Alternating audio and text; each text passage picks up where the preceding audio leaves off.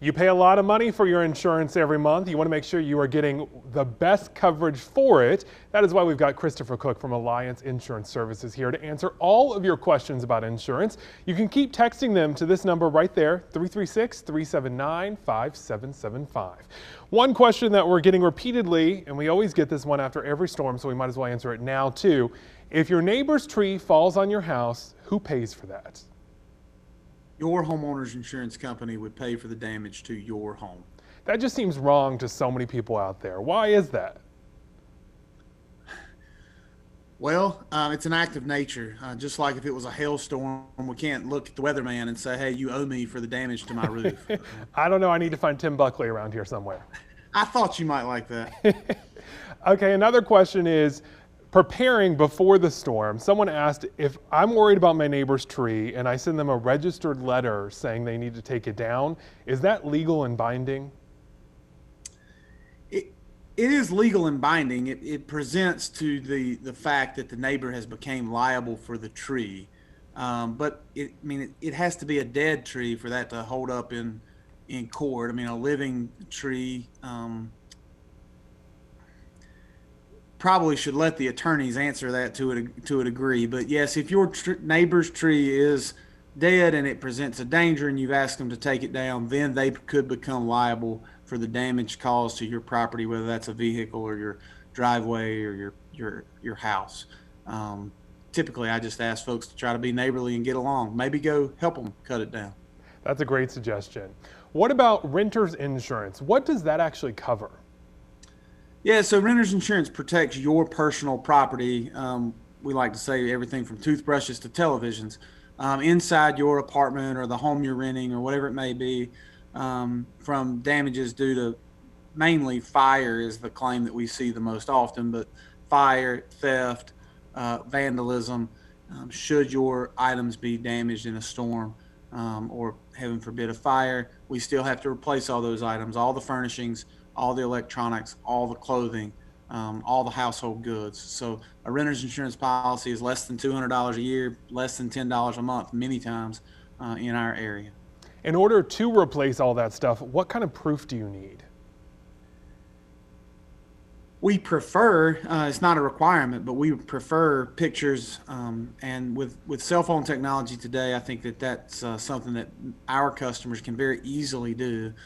Take pictures of your home. Receipts and documentation of more expensive items are certainly always helpful, but the pictures aren't a requirement to file the claim. It just makes life so much easier to remember, oh yeah, I had that lamp, or I totally forgot about those 18 picture frames, or some of the things that we acquire over time would be nearly impossible to remember in a devastating claim scenario. So we suggest documenting. And again, with cell phones, photos is a very easy way to document. So if I have a claim, I'm not just going to get one lump sum for all my furniture. I have to explain what it was. Yeah, we'd have to list those things out. That's correct. And claims adjusters are used to dealing with that type of scenario. They do it every day. They're great at it. That's what they're professionals. So they certainly are accustomed to, oh, well, a couch typically costs $900 or whatever that figure may be. It would be much easier for you as a customer to remember all the items you have if you've got documentation, whether that's written or photographic. So we started talking about ways you could cut back your insurance, but where are places that you've seen that people need it and they probably don't have it? Yeah, things can be replaced. Liability insurance is extraordinarily inexpensive.